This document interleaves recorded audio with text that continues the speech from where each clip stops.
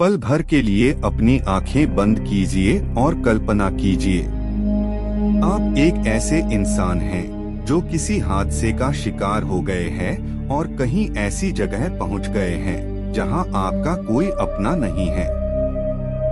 आपके पास न भूख मिटाने के लिए खाना है और न ही वापसी की कोई उम्मीद। आपका दिमाग भी धीरे धीरे काम करना बंद कर रहा है।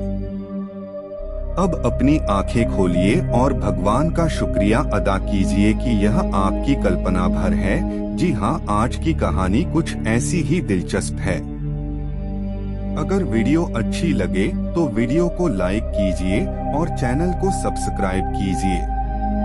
क्या आप जानते हैं कि यह किसी इंसान की असली कहानी है?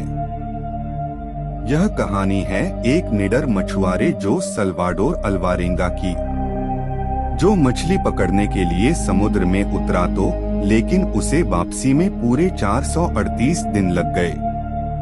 17 नवंबर 2012 यह वह तारीख है। अल्वारेंगा मैक्सिको के एक गांव से निकला और गहरे समुद्र में मछली पकड़ने उतर गया। इस यात्रा में उसके साथ उसका एक साथी भी था। मछलियां पकड़ने में उसे अल्वारेंगा जितनी महारत हासिल नहीं थी, मगर वो खुद को निखार रहा था। अल्वारेंगा की योजना के हिसाब से उसकी यह यात्रा करीब एक दिन तक चलने वाली थी। इस दौरान ब्लैक टिप शार्क और सेलफिश को पकड़ने का उसका प्लान था।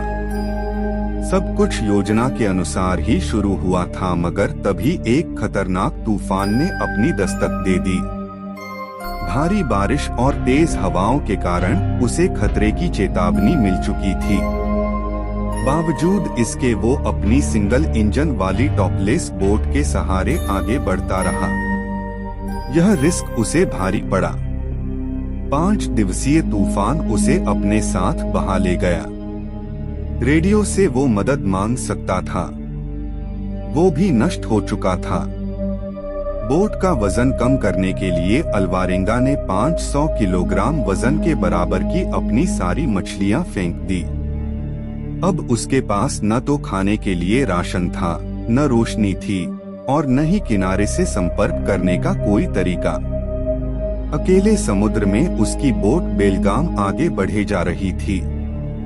भूख लगने पर वो अपने नंगे हाथों से मछली, कछुए जैसे समुद्री पक्षी पकड़ता और उनका मांस कच्चा ही खा जाता। पीने के लिए अल्वारेंगा ने बारिश के पानी का सहारा लिया। एक पल ऐसा भी आया जब उसके पास पीने के लिए पानी नहीं बचा। ऐसे में उसने कछुओं का खून और अपना मूत्र तक पिया।